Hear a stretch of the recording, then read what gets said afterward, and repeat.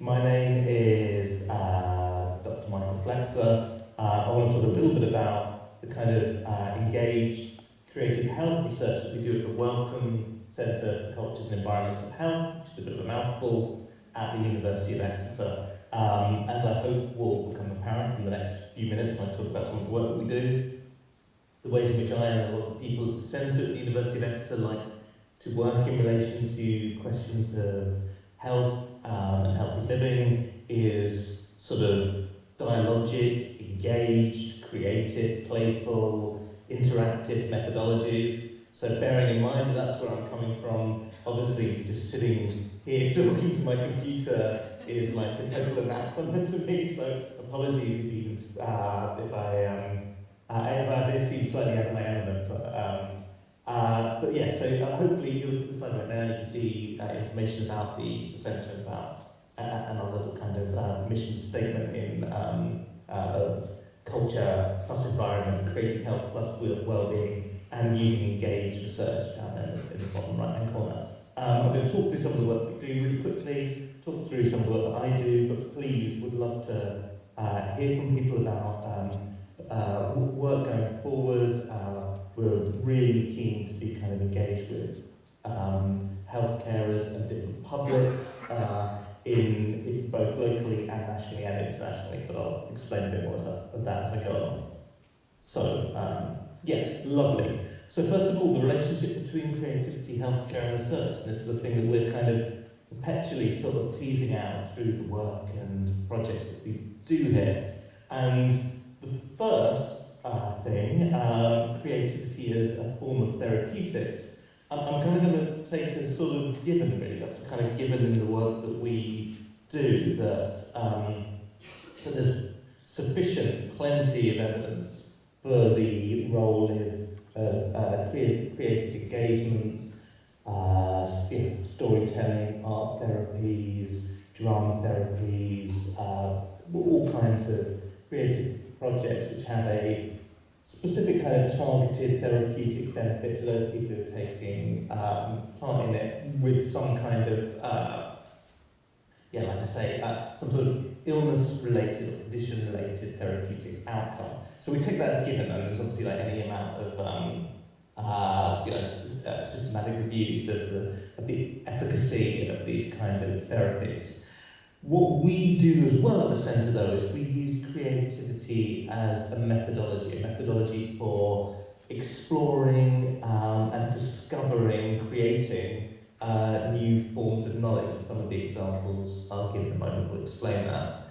And so beyond the kind of therapeutic, illness-orientated approach that's implicit in a kind of a drama therapy or a storytelling therapy, these types of methodologies we use here, the engagement we do, is a broader kind of project of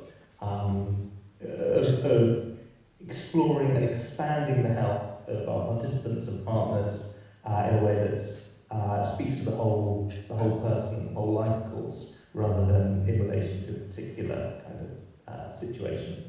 And so that's why I've written there the creativity is both a tool for empowerment and creativity that goes for health beyond the instance of ill health. And then ultimately as well, creativity as an end in itself. You know, we work on engaged projects where, for us, coming from the institutional health researcher background, you know, so I take the example of the image there that's from my research, doing work with a day hospice in Honiton in Devon. You know, from the perspective of the researcher or the institution or the funder, maybe this is a project looking at end-of-life care or the experiences and narratives of end-of-life. But through the engaged methodologies that we use at the centre, we create something that is also, in collaboration with our partners, create something which is of value in and of itself, not just as a research project. So here we did a series of storytelling and story exchanging, story sharing, workshops with people who use the day hospice in Honiton and their networks of family, friends, carers, both professional carers and non-professional carers, and we created these stories that were then shared at the showcases for the people who made them and for those extended networks. And the activity became a thing of value in and of itself beyond any kind of research objectives or health outcomes. It was a good thing to do. So, a quick overview of some other examples of the work that's done at the centre, which I thought might be of kind of interest in a kind of different sort of range of things that we do. I wanted to mention a recently completed PhD student, Bojana Sadanovic, who's working doing participatory action research with active with learning disabilities who are producing a theatre in a social care setting. They've now gone on to do work, they're working on a postdoctoral project at the University of Plymouth. Lucia Guerrera Riviera, who has just come back from Colombia, where she made a Wellcome-funded documentary with an organisation called MOCAR, who work with people with ocular injuries related to a kind of a technique used by the police in Colombia against protests and demonstrations to injure people in their eyes with rubber bullets. And so this is an example of a kind of creative approach to what might be one level framed as a health issue, the ocular injuries, which this NGO supports people with, but also it's a work of kind of political activism, political critique, and creativity, like I say, for itself as well. There's a documentary that's produced, it's going to be disseminated, it's going to be screened at the Phoenix in Exeter on the 17th of February.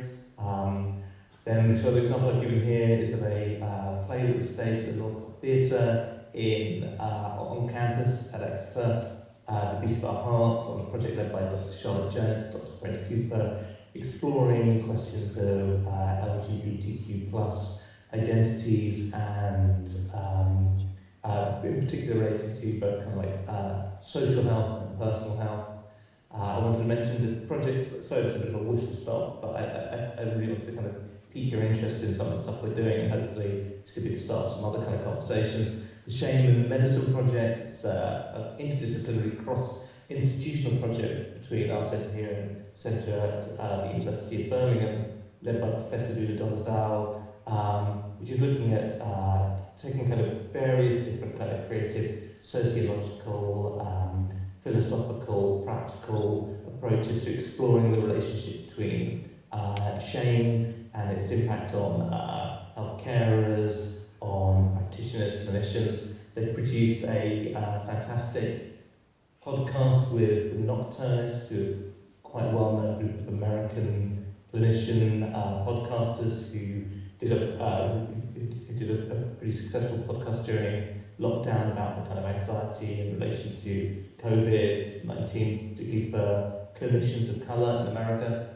And now they're doing this large creative piece of work around shame and how that's experienced. I also wanted to mention the De-Stress Project, which, although it doesn't have kind of creativity as an outcome, it has creativity as a kind of methodology for exploring why, how medication is, or how people with poverty-related issues and conditions are increasingly pathologised and medicalised, most specifically through antidepressant prescribing.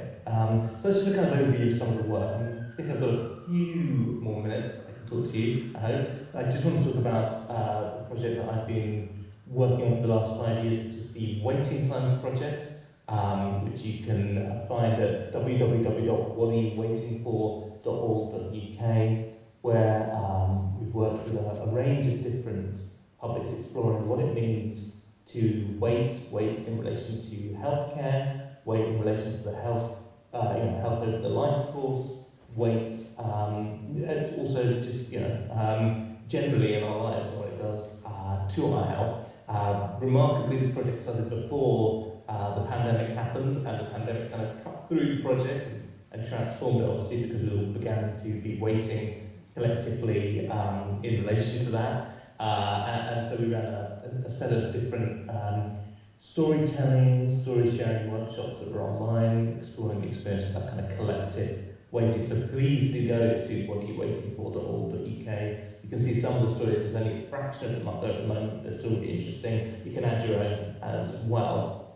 And then I wanted to give an example of another piece of work we're doing here at the centre, which again shows the kind of engaged, creative approach that we think is essential to really compelling, important, democratic healthcare research, which is a project called We Can't Big Brother, where some of us researchers at the centre, working in collaboration with a theatre company called Four of Swords, who are a local Exeter theatre company, and people with lived experience of seeing, hearing, thinking things others don't, to explore those experiences, explore the text of 1984 through a series of, first of all, some theatre workshops and closed-off workshops. We then presented some of that last summer in Exeter, and now we're looking for ways to develop that further, and we're collaborating with and forming links with local groups of people who hear, see and think things others don't. So that's a massive kind of whistle-stop tear through a whole bunch of the stuff we do, how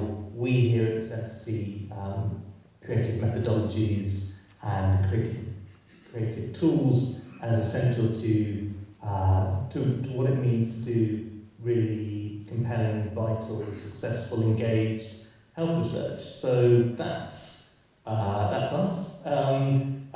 If you have any kind of questions or anything, I don't know how to take them in this form, but please do drop me a line at my email address here, m.flexer@exeter.ac.uk.